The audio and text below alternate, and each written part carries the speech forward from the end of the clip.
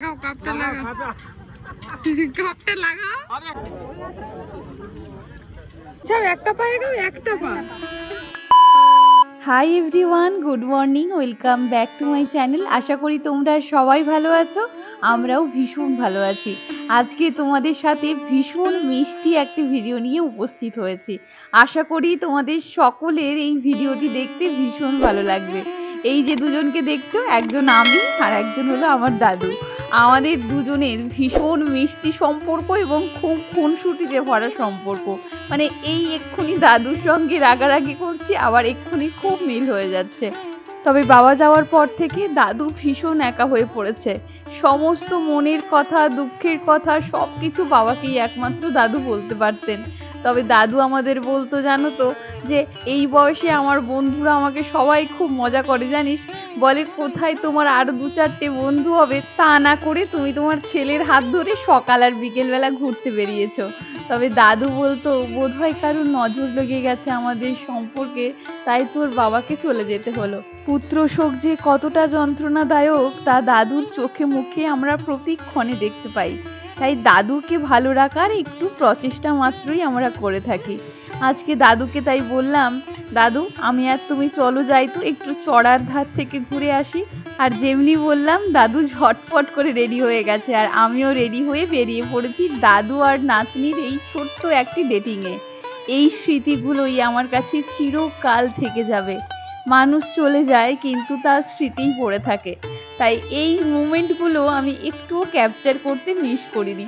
এই যে দাদু আজ এখানে এসে এত সুন্দর একটা কথা আমাকে বলেছে, যা আমার মনের মণিকোঠায় খুব সযত্নে তুলে রাখলাম।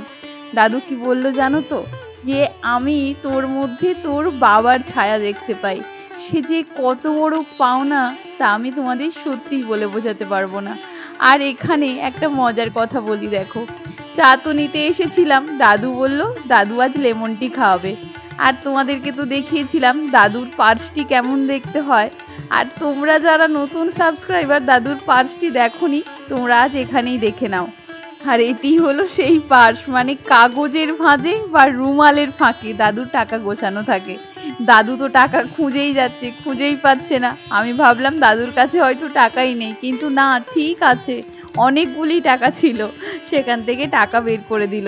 এবার দেখো, দাদু তো টাকা দিয়েছে, আর দাদুকে বললাম, দাদু আমার সঙ্গে একটু চিয়ার্স করো। দেখো কি করছে। লাগাও কাপটা লাগা কাপটা লাগা।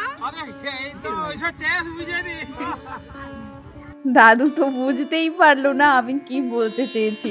তা অবশ্য ওনার না বুঝতে পারাটাই স্বাভাবিক। যাই হোক, যেখানে ঘুরতে এসেছি তার চারিপাশটাও একটু ঘুরে দেখাই, চলো।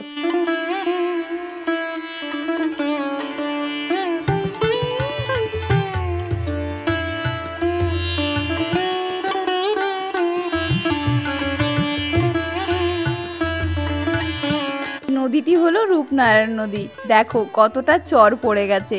আবার যখন জোয়ার হয় এই সমস্ত জায়গাগুলো ডুবে যায়। আর দাদুকে শেখাচ্ছিলাম এই পোজটি। দাদু তো বুঝতে পারছিল না, তাই দাদুর হাতটিকে আমি ঠিক করে দিয়েছিলাম।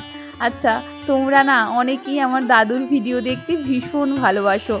কতজন কত ভালো ভালো কমেন্টও করেছো দাদুর জন্য, তাদেরকে আমি অসংখ্য ভালোবাসা জানাই। আসলেই দাদু ঠাকুমার ভালোবাসা নাতি নাতনিদের কাছে অমূল্য রত্ন। তোমরা অনেকেই জানিয়েছো তোমরা তোমাদের দাদু ঠাকুমাদের হারিয়েছো।